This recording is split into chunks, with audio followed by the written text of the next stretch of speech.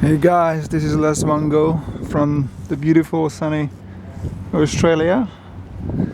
This is my very first video, so apologize me for my mistakes that I'm gonna make. Well, this is my ride, one of them, the RZ 400. Awesome bike, but we are here for these guys, the new Ninja 400. Gonna test ride them and see what they got. So as I said, I'm here at Penrith Motorcycle Centre about the bike.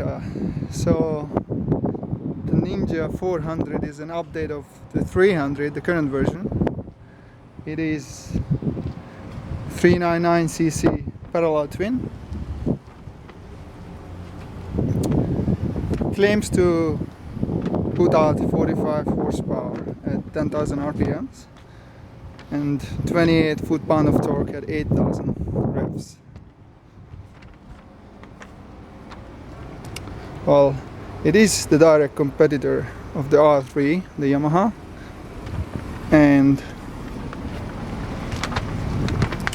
the KTM 390. Different colors here as well, in red, orange. So the weight is down by 2 pounds compared to the previous model, so it's lighter and stronger, which is always good. Full LED lighting all around, front and back. Can I ring you back in 1 minute? I'll ring you back in 1 minute. It has a new trellis frame, which is lighter than the previous one, so they improve stability, and the bike is probably amazing fun. What about the forks? Still standard forks, not upside down, but 41mm compared to the 300, which has the 37mm forks. What about the seat height? Well, being a learner bike, it's really important that everybody can reach the floor properly. Seat height is just under 31 inches, so it's pretty good, well suited for everyone.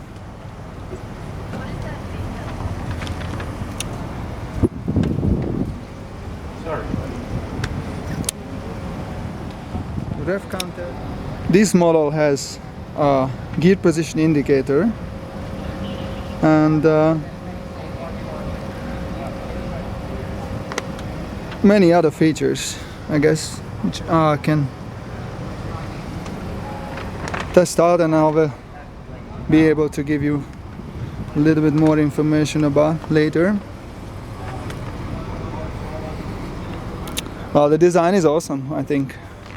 So the accents are based on the ZX-10R and the H2, especially the tail light is, and the tail whole tail section looks really similar to the ZX-10, and the front with this little spoiler sticking out under the lights.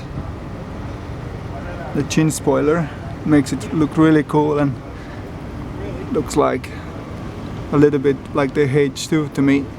Really nice one. Single disc in the front,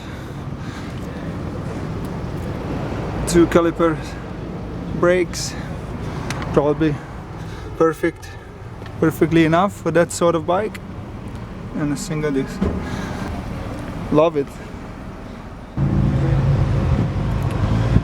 The seat is 30mm narrower than previously, which is pretty good.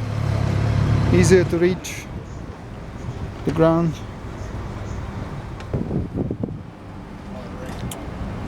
stunning looking bike. We have a black model as well.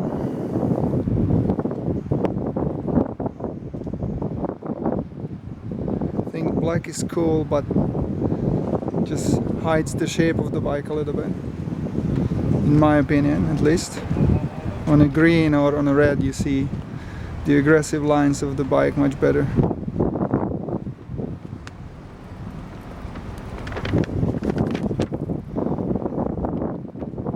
ABS is standard as well, which is nice feature. Important for all the learners and for intermediate riders too.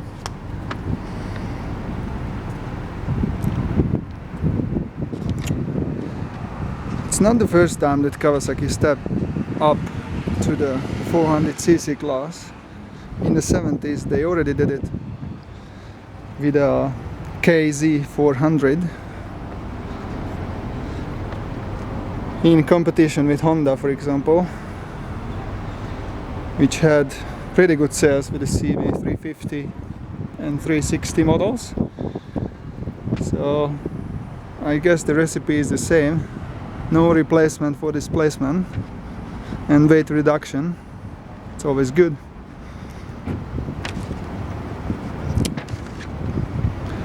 I think currently this is the faster bikes between those I mentioned before. The most power 45 and the weight is 67 as far as I know. So that should be good fun.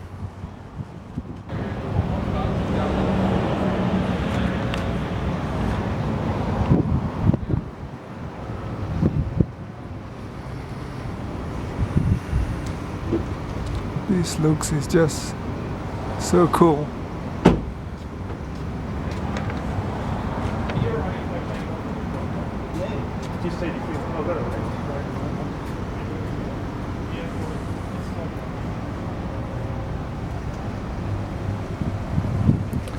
Hideous exhaust, like always. But I guess that's the first thing people change anyway.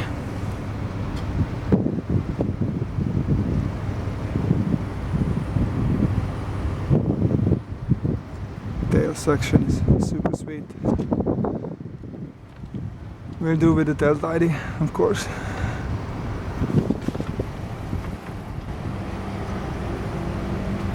Lots of accessories available for this bike.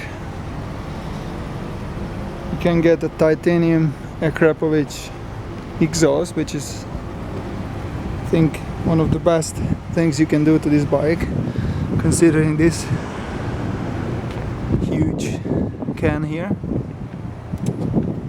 Then you get a pillion seat cover for a sporty look. I think that's a nice feature too. A tank bag comes handy. 12-volt socket for your GPS or phone. And you can get some frame sliders. I think it's a must for all the learners and even for the intermediate better riders, in case you lay it down on these beautiful fairings.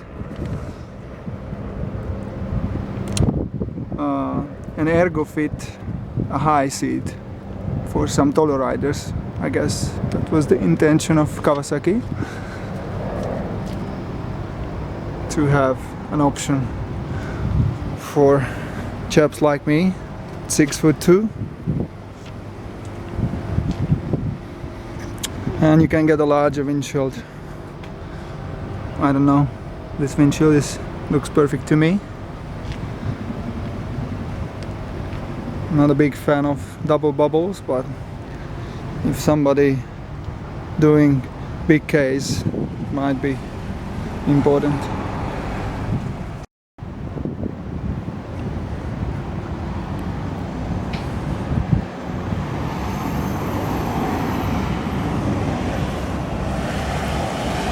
Z900. I like the frame, it's good beauty. And then we got the Versys, I guess. No, not the Versys.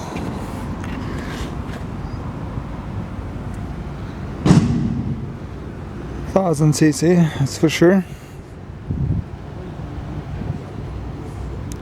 Got a volcano.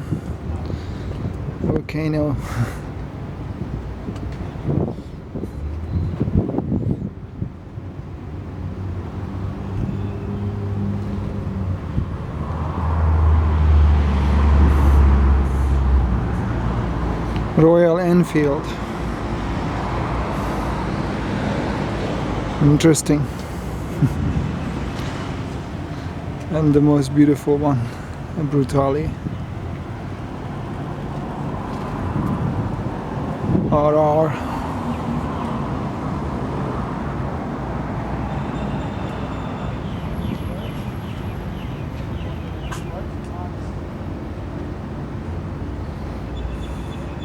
Guess it's an 800.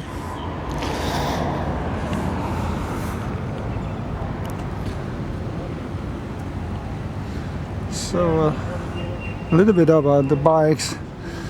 Me being a beginner, I mean, considering YouTube, I didn't mic up my helmet, so I couldn't speak while we were riding, but I can tell you my experience now.